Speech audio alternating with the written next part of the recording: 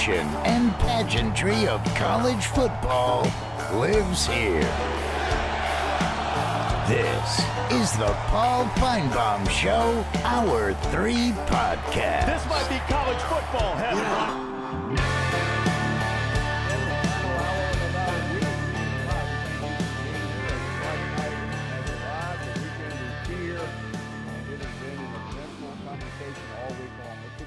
To everything and check in with Jim in Texas.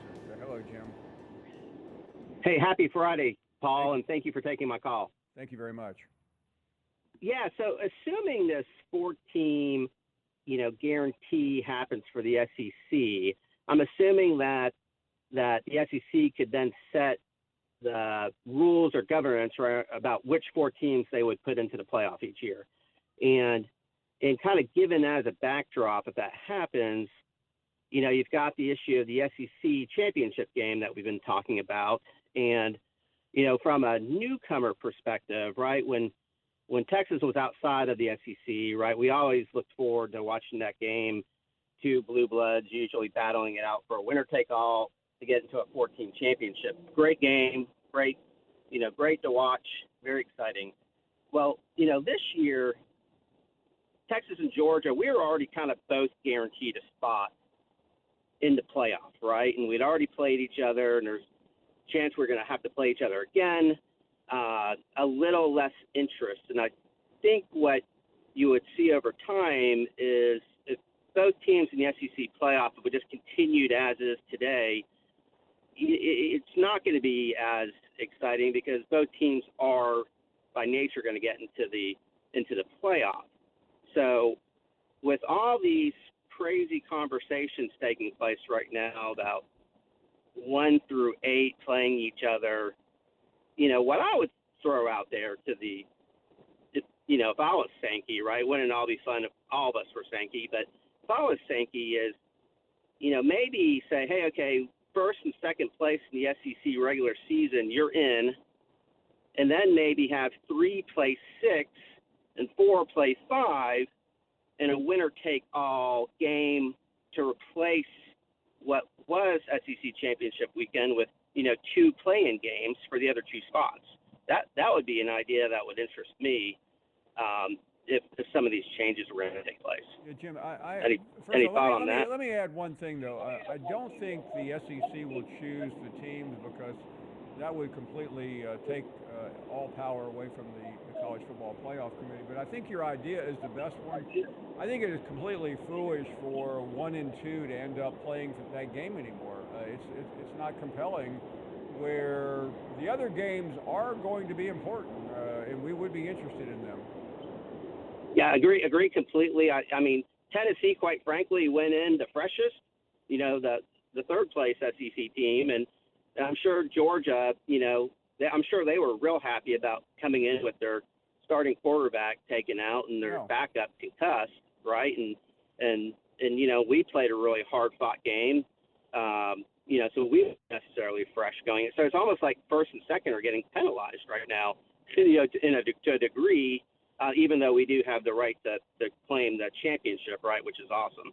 So anyway, Jim, I think you really have a good idea there, and I want to say this. I don't speak for anyone, but I don't think the SEC is sure where they're going. I think if you get beyond 2 games on that weekend, you start really entering a lot of major questions from a television standpoint, from a fatigue standpoint. Thank you very much for the call. That was a really good suggestion, though. Let's check in with Terry, who is in Alabama. Hello, Terry. Yeah, Paul, I kind of agree with you, but I'm intrigued, though, with the 4 teams when you have 4, 10, and 2 teams, how they're going to pick who goes where and what is what I'm looking forward to. But what I really called about, we need to have your buddy Squirrel just keep page 54. He's so set on him moving in with you. Why don't Squirrel just let him move in with him, and we can kind of keep him out of our area here.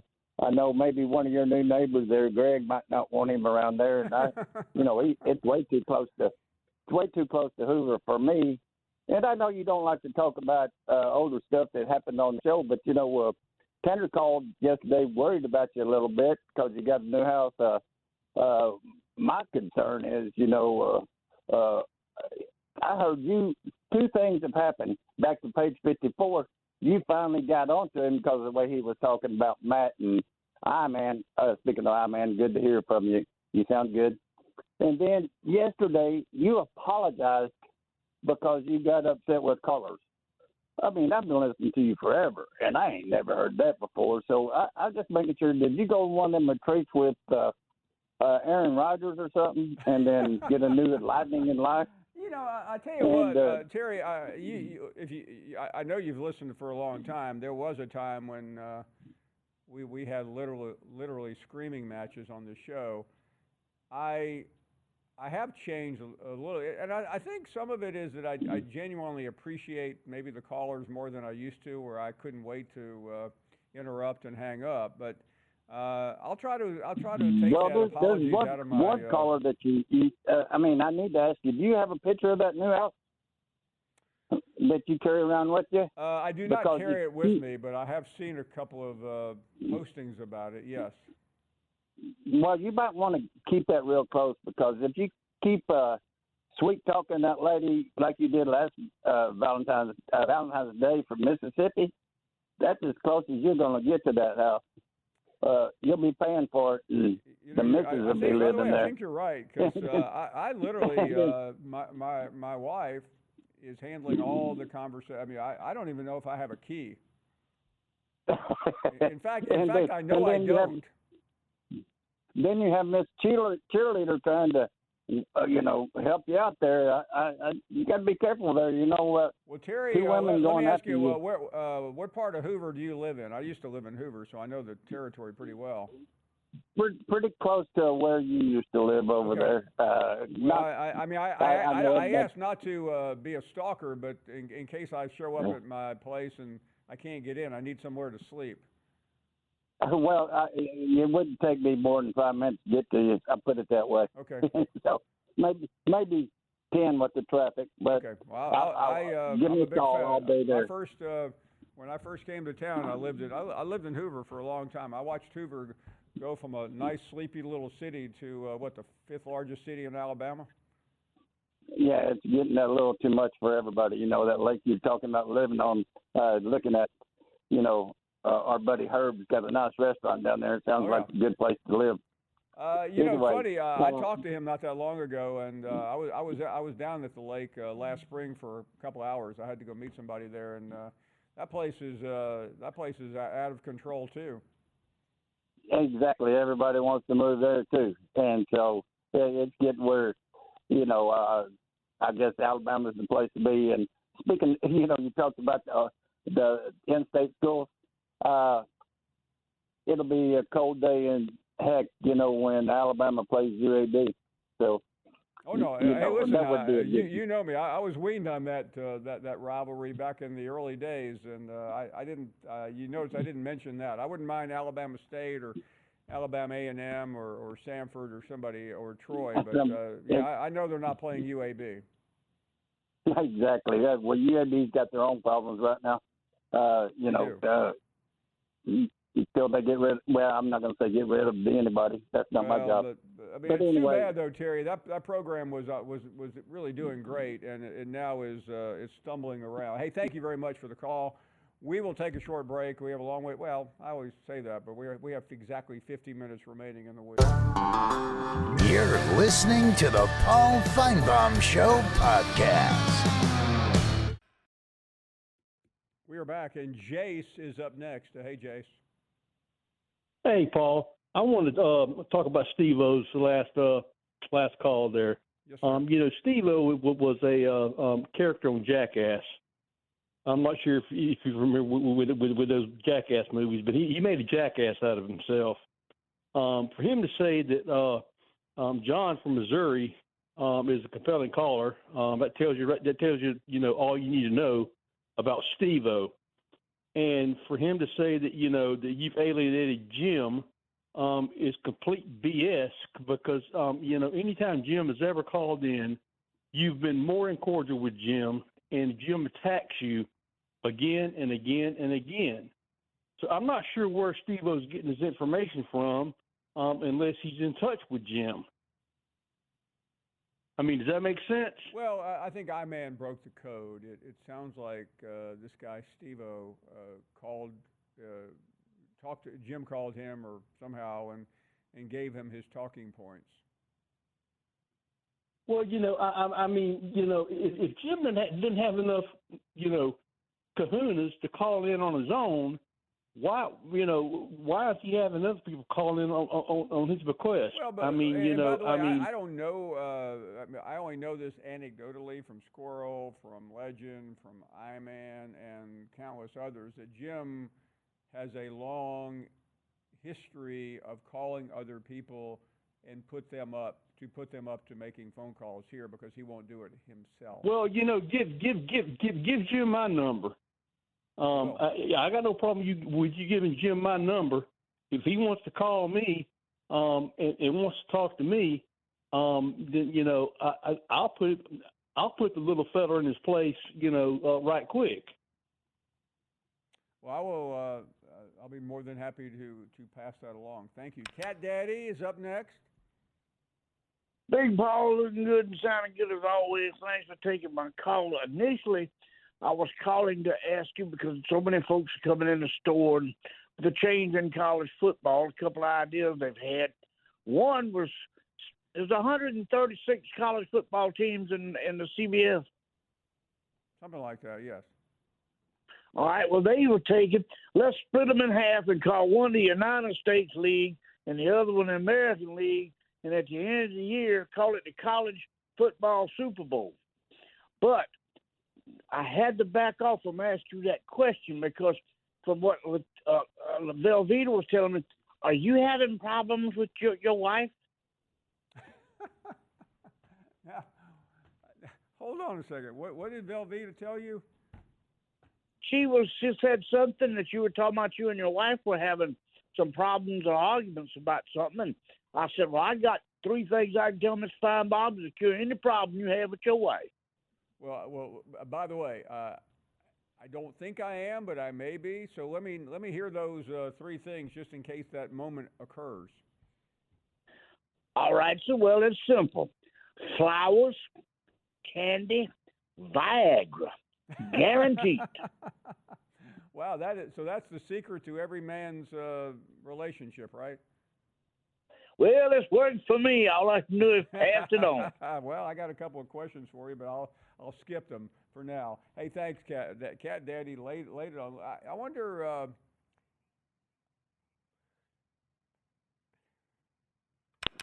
Dwayne, good afternoon to you. How are you?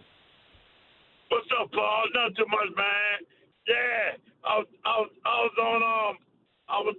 cooking just a while ago, bought some crawfish and doing some shrimp just now, and my job called me to leave out tonight. I got to go offshore tonight. Are you kidding? They called you while you were cooking crawfish? Yeah, while cooking. It's 5:20 right now, and they tell me I have to leave out about 9:30 tonight. So where do you catch that boat? Oh, down in Fouchon, down in Grand Isle. New Orleans to Grand Isle is not exactly a trip up to the grocery store. No, it ain't. It's about at least an hour and some drive. Yeah. Do you have to now? Yeah, do you have to go over the bridge, or do you go? How do you get to Grand Isle? I got to go over the bridge. Yeah, I got to go over the bridge. That's what is that like a 23-mile bridge? Something like that. That's a long bridge. Creeps. How you know? You been to the Torpor Rodeo? No, but I've flown over that bridge a million times. Come on, all right, yeah. They called me while I'm doing my thing. They said, "Man, I need you to go out for me." You know what I'm saying? Now, how did Mrs. Dwayne take that? She hot right now. She been hot with me all day. she been mad with me all day. So look, I'm gonna make some money. So she won't get the check anyway. She won't get the money now. You know what I'm saying? I gotta go make it. I mean, Grand Isle is practically in Mexico, isn't it? It's way down there. No, that's America, Gulf of America, huh? That's what that Trump said, huh? talking now, huh? But Grand Isle is halfway between New Orleans and Cancun. Yeah, down there. Yeah, I'm going down that way. I gotta catch a boat. I'm going out on the boat. How far out do you go, Dwayne? I go. About. It sometimes be about like a 6-8 hour boat ride. Oh my goodness. Yeah, I'm on the clock. I don't give a fuck. Oh, okay. Dwayne, I appreciate your candor, but what you just said we can't put out on a family show. I realize you're going down to the rig, you're talking a little bit differently, but thank you anyway. AC is up next. Well, that call just, we heard that, Mr. Finebaum. But thank you so much for taking my call, Mr. Finebaum. How you feeling? Well, you heard it, but the audience didn't hear it. You do hear it. Oh, on okay, that's hold. good enough. Well, yeah. Sure. I get it. But, let me tell you something, Mr. Finebaum. Did you watch that hockey game last night between America and Canada, and America choked like a dog? I sure did. Did you watch that? It was quite a match. It was, and they went to overtime, and they just, choked like a dog. But let me ask you a question, Mr. Well, it's not a question, but did you know that your regular callers, including I would say about 90%, did you know that you have spoiled each and every one of us, including myself? Did you know that? You spoiled us? AC? I apologize. Can you repeat that, please? I said, how have I spoiled the callers? Well, I could back that up. Let me tell you why you spoiled us. It's like I could say things, you might hate me. Next day, you're going to take our call.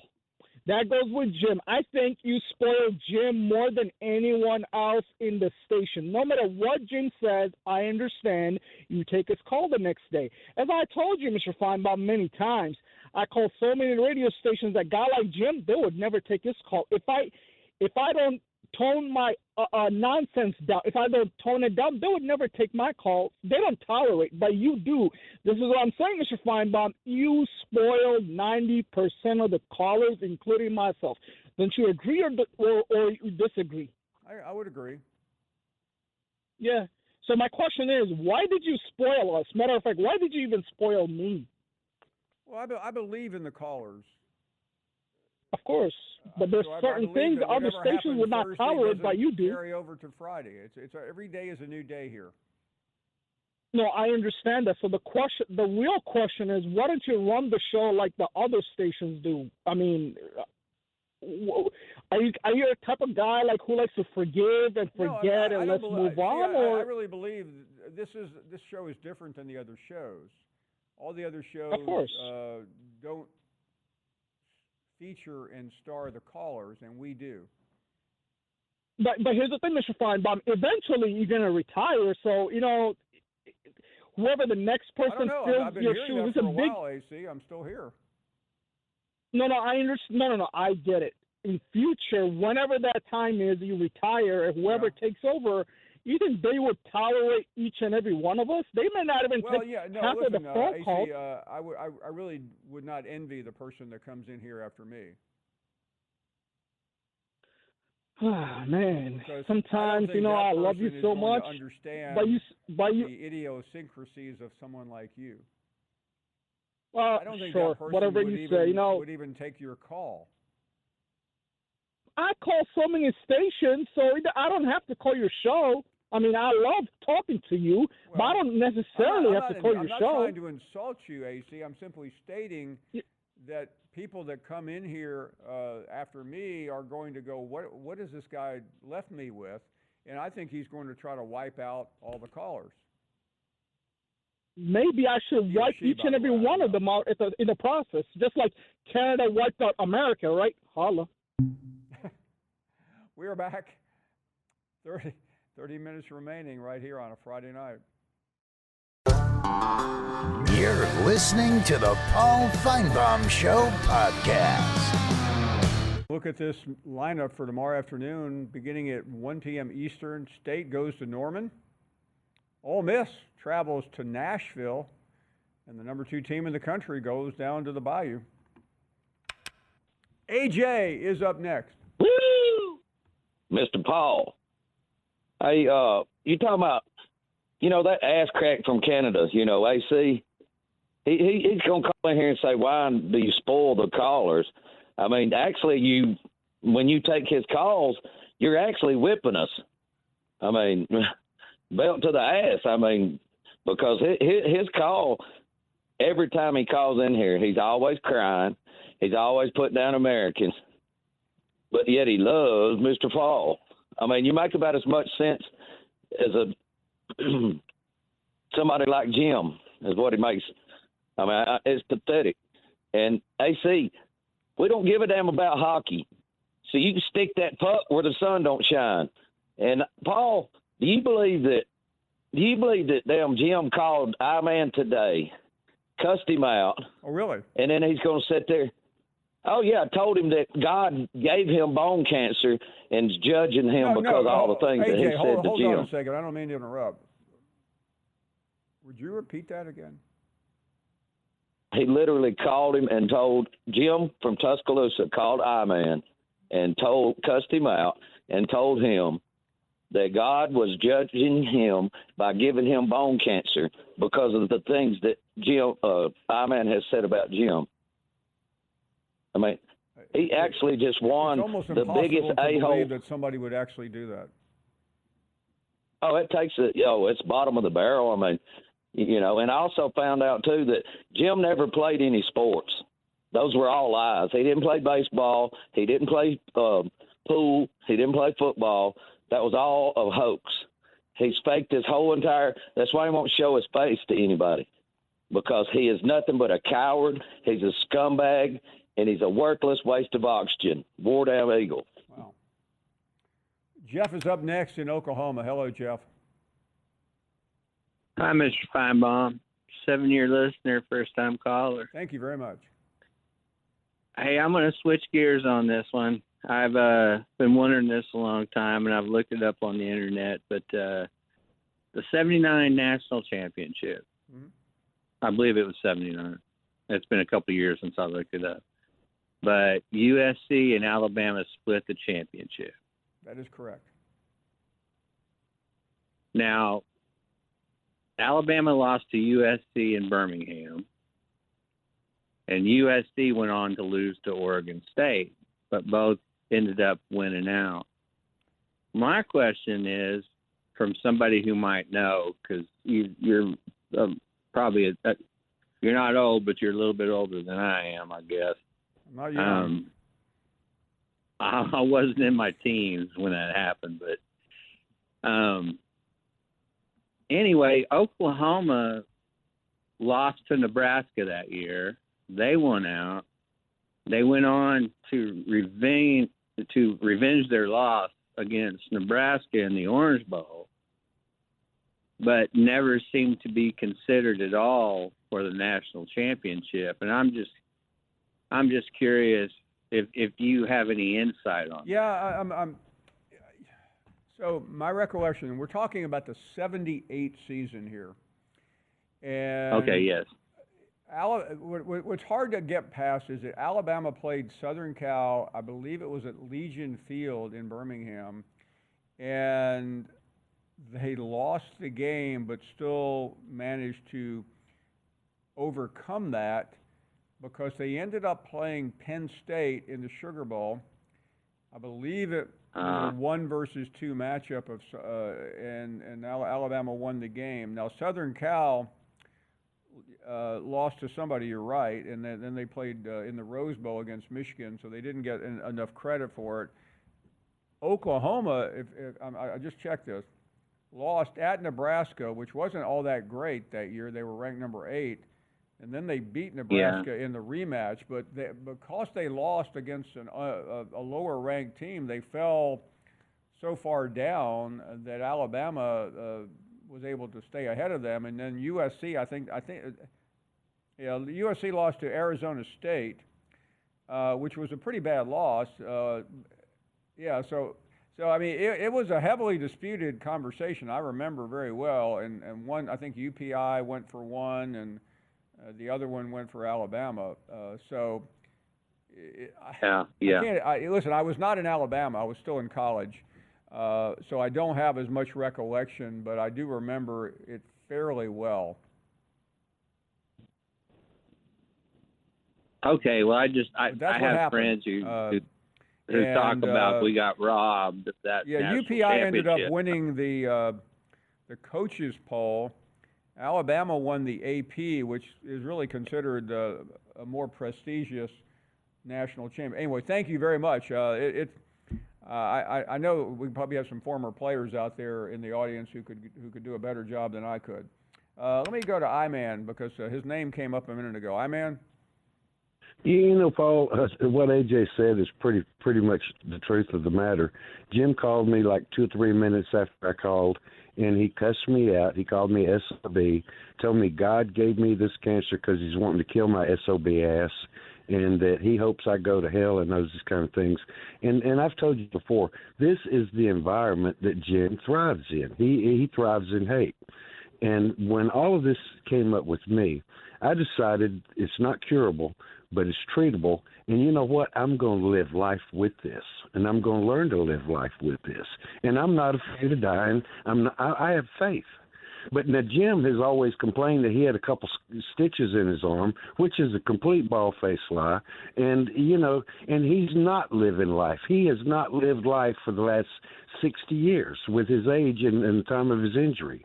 I refuse not to live my life. I'm going to live where he has wasted his. And I'm sorry that Jim has wasted his life complaining. And I can forgive him for his comments, but I just can't forgive him being the SOB that he is. Have a good evening. Thank you. I mean, again, nothing needs to be said because, first of all, who would not tell the truth about what we just heard there? That is pretty shocking. John is up next in St. Louis. Hey, Paul. How are you doing? Hey, John. Hey, Paul, I'm actually driving. I left this morning about 9 o'clock. I'm out on 70 Highway in Kansas, out to Pass Hayes, Kansas out here. I still got about 8 hours to go to get to Durango. Are you heading to Colorado, John? Yeah, I'm going to Durango, and I'm going to try to make it straight through. I couldn't get anybody to go with me. Okay. Be careful. But anyway, Paul, Paul, you there? No, I just said be careful, John. It's pretty cold and dark out there. It's not dark yet, but anyway, I heard. Paul, you there? John, we're here. We're here. Present and accounted for. Okay, I heard AJ's comments, and my comments about AJ are the following. You know, AJ, Paul, did you know AJ likes Jim Nabors' music? I didn't know that. And he also likes Wayne Newton. Who doesn't? And AJ, what is that indicative of? AJ, that's indicative of a big grandma's boy. And so, AJ, you need to wake up and smell the coffee. Grandma's boy from Pell City. And when I get back, we're going to talk business. I got to go off the phone. John, be careful. Listen, John, we're thinking of you. John's going out there to face a judge. Why don't we take a break? It's been a pretty combustible show tonight, and we are coming right back. You're listening to the Paul Finebaum Show podcast.